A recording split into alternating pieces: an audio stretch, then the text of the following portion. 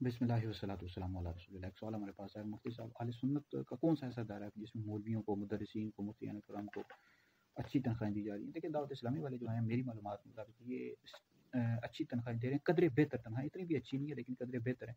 तो बाकी जो अहले सुन्नत के इदारे हैं उनमें मेरी मालूमात के मुताबिक, क्योंकि उनके पास इतने वसाइल नहीं होते, वो बेचारे कहाँ से तनख्वाहें दें। तो बहरहाल अब इसमें यह है कि जो मौलवी हज़रात होते हैं, मुदर्रिसीन होते हैं, मुफ्तियान किराम होते हैं, इनके लिए तनख्वाहें अच्छी होनी चाहिए, इनकी तनख्वाहें अच्छी होनी चाहिए, बहुत ज़्यादा अच्छी होनी चाहिए। स्टार्टिंग में इनकी जो तनख्वाह 50,000 60,000 होनी चाहिए। सारी बात है, इनके बीवी बच्चे होते हैं, माँ बाप होते हैं, बेचारे गरीब होते हैं। बहुत अक्सर जो उलमा होते हैं, मुदर्रिसीन होते हैं, मुफ्तियान किराम बेचारे गरीब होते हैं। तो इनकी तनख्वाह स्टार्टिंग में 15-20 हज़ार से 25 हज़ार से कुछ भी नहीं होता। आप खुद जानते हैं, समझते हैं कि आजकल महंगाई कितनी ज़्यादा बढ़ चुकी है।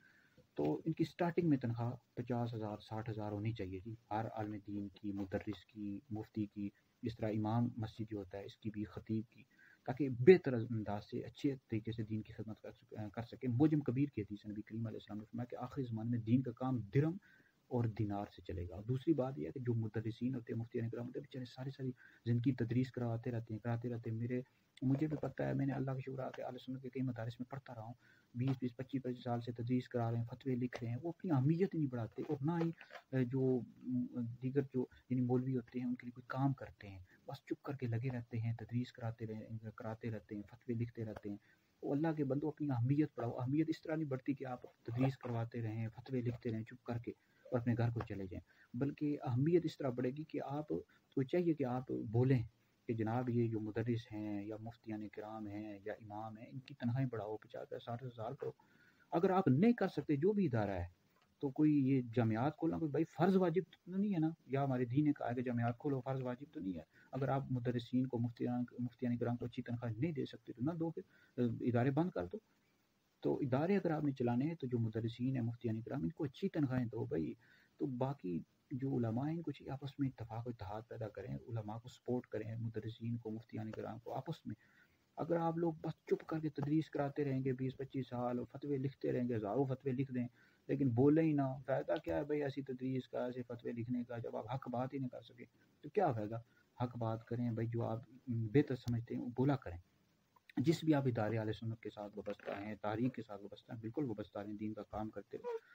तो बहरहाल मेरी मालूमात के मुताबिक दावत इस्लामी वाले, इनको भी चाहिए कि मज़ीद तनख्वाहें बढ़ाएँ। 20-25 हज़ार से कुछ नहीं होता भाई। स्टार्टिंग में मुदर्रिस की, मुफ्ती की तनख्वाह 50,000 60,000 स्टार्टिंग में होनी चाहिए ना, ताकि वो अच्छे अंदाज से मज़ीद खिदमत कर सके, ताकि जब वो 10-20 साल के बाद उसकी तनख्वाह 2-2.5 लाख तक तो हो जाए। तो बाकी जो अहले सुन्नत के इदारे वहाँ भी मैं पढ़ता रहा हूँ, उनको भी चाहिए कि स्टार्टिंग में अच्छी तनख्वाह देनी चाहिए, ठीक है। आपस में मौलवियों को चाहिए इत्तेफाक व इत्तेहाद पैदा करें।